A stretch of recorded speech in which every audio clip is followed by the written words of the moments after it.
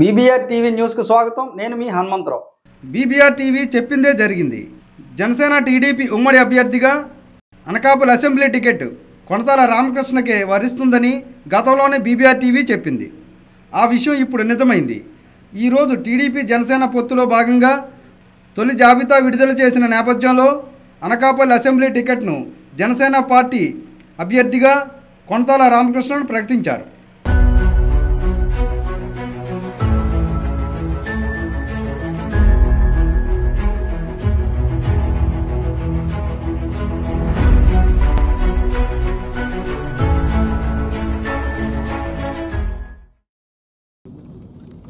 చేసిన సో దాంట్లో భాగంగానే ఈ రోజున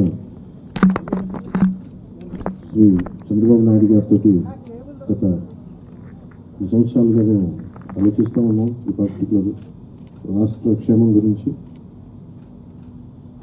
ఇప్పటి సభ దగ్గర నుంచి ఈ రోజు దాకా ఒక్కొక్కటి తెచ్చుకుంటా మాట్లాడుకుంటా చాలా జాగ్రత్తగా ఆంధ్రప్రదేశ్ని అభివృద్ధి పదంలోకి ఎలా తీసుకెళ్ళాలని ఆలోచిస్తూ వచ్చాం.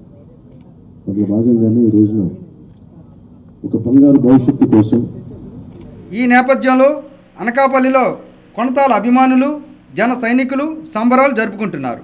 Thank you.